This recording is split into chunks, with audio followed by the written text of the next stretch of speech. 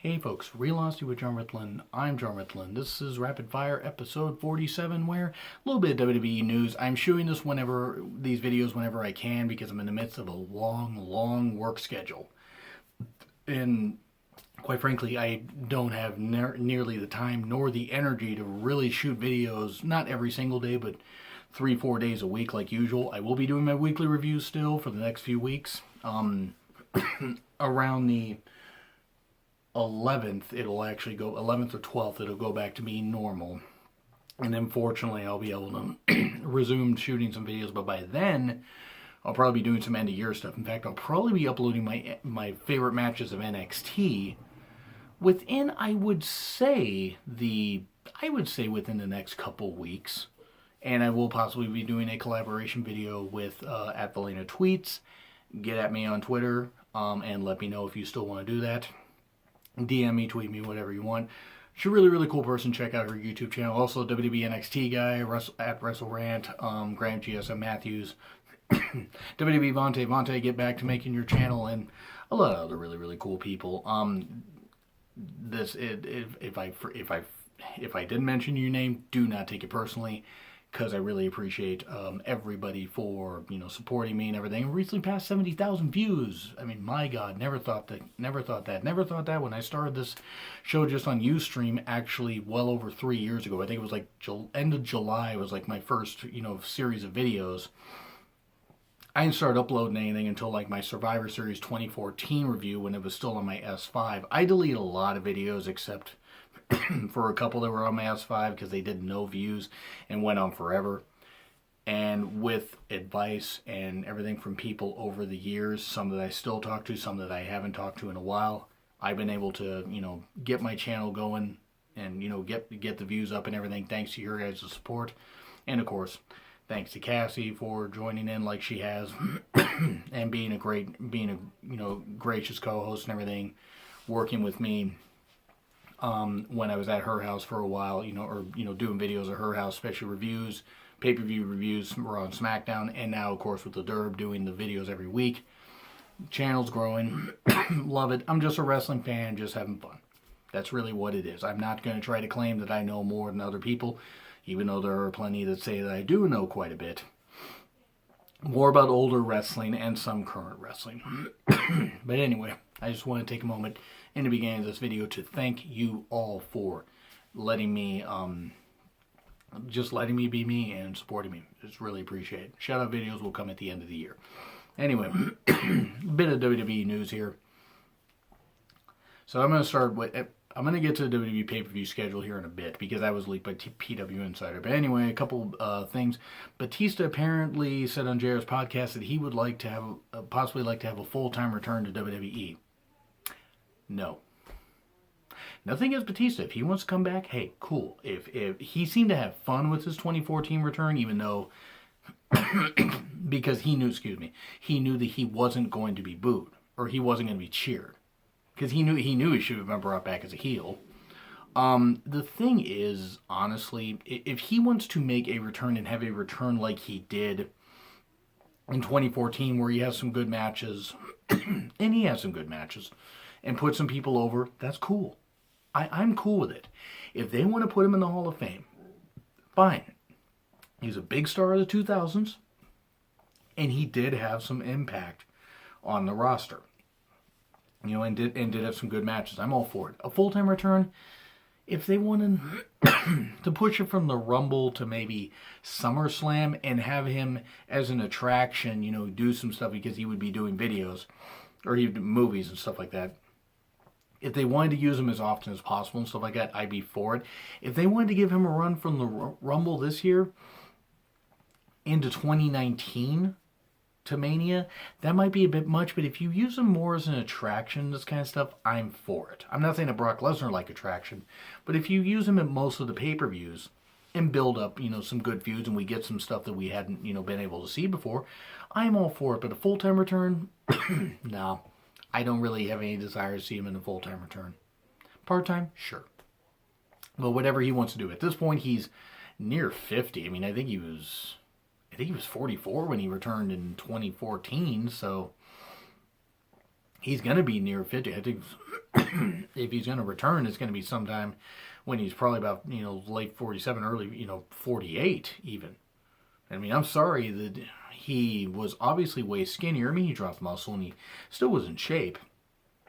I don't know, though. What do you guys think of Batista possibly wanting to return? Leave in the comments. Leave some thoughts in the comments for that. And apparently, reports have come out. And again, reports, rumors. I don't know how true this stuff is.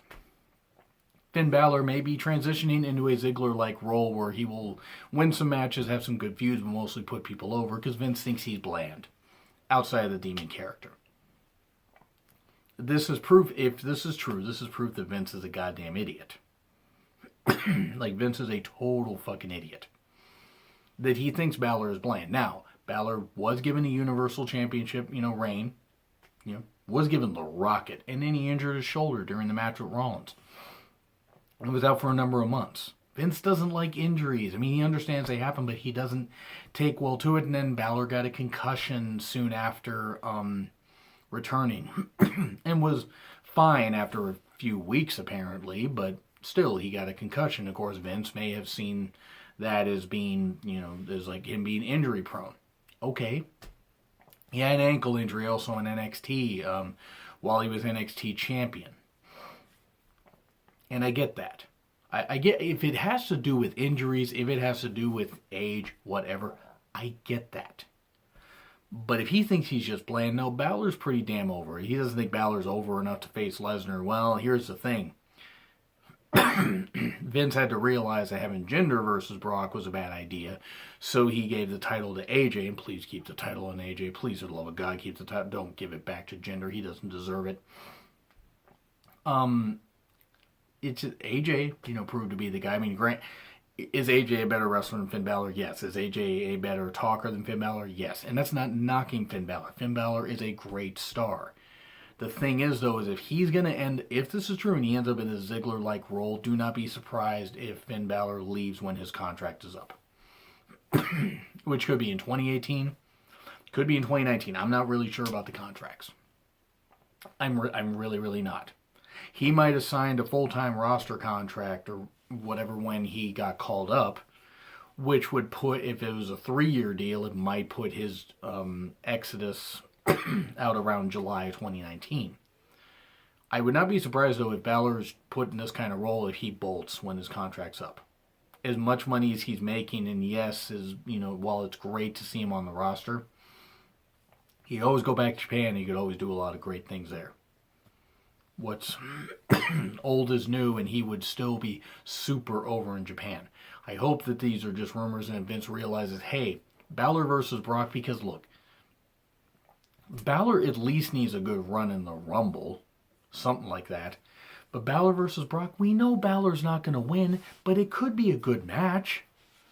And I'm sorry, I mean, I thought Styles versus Lesnar at Survivor Series was fine. I thought it told a good story, but I don't feel that it was the blockbuster match that everybody said it was. It was certainly better than what Jinder and Lesnar would have been. But Balor doing this, I hope it's rumors, and I hope that Balor gets a chance to be in the main event again. Because he deserves it. He deserves at least a chance. If he gets injured again, and injuries unfortunately happen, then okay. But let's at least give the guy a damn chance. Anyway, so that's my thoughts on that. Now, the WWE pay-per-view schedule has been released, courtesy of PW Insider, and other people report on it too, but, cool on that. It looks like 14 pay-per-views, which is really, really cool. Because that's less than this year. They're doing too many damn pay-per-views. Way too many. Excuse me. The Royal Rumble, January 28th in Philly. Co-brand pay-per-view. Elimination Chamber, February 25th in Vegas. Raw pay-per-view. Fastlane, March 11th, SmackDown in Columbus, Ohio. Like I said, SmackDown exclusive pay-per-view. Mania, April 8th, New Orleans. Co-brand, duh. No, it's going to be Raw exclusive.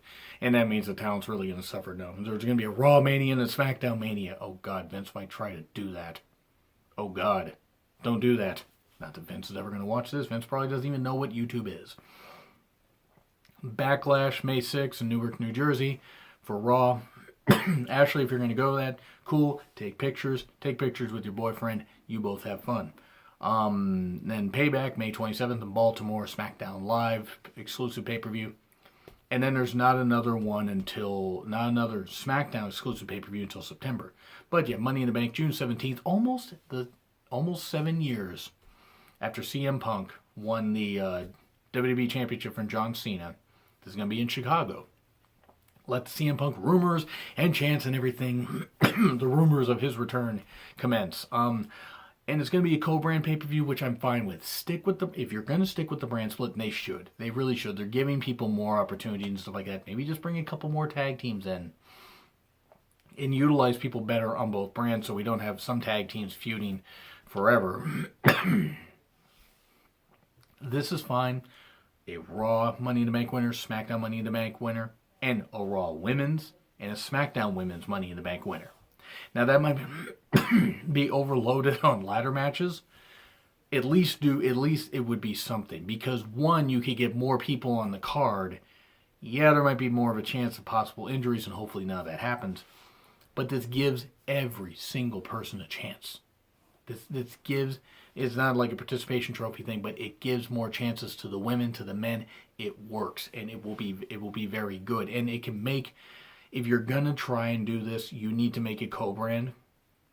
Because Money in the Bank, if you're not going to stick the Money in the Bank ladder match on the WrestleMania card, like you probably should, and excuse me for my voice, you probably should stick it back on the Mania card, because it made WrestleMania from 21 to 26 seem a lot bigger. Anyway, co-branded, I'm cool. I'm cool with it, and I think it's going to be great. Battleground, July 15th, Pittsburgh. For Raw, it's Raw exclusive. SummerSlam, August 19th, in Brooklyn, cool. And then Extreme Rules about a month later in San Antonio, that's a Raw pay-per-view. But then 2 weeks later, Hell in a Cell, SmackDown Live, and September 30th, and that's just too much. That's just too much. That's going to be in Nashville, and that's just too much. They really should have moved the Raw pay-per-view up a week and had it September 9th. And then they could have just, even though it would have been just 3 weeks and then 3 weeks, at least it would have been a little bit better than nearly a month and then 2 weeks later. Then TLC in Boston for Raw. Zach, WrestleRant, you're going to go with that. Zach Donegan and WrestleRant at GSM Matthews, Graham GSM Matthews. Hopefully you guys go with that, because I think it would be really, really cool. I'd love to hear your guys' thoughts on that. Survivor Series co-brand in LA, November 18th. Clash of Champions, December 16th. San Jose is for a SmackDown Live exclusive pay-per-view.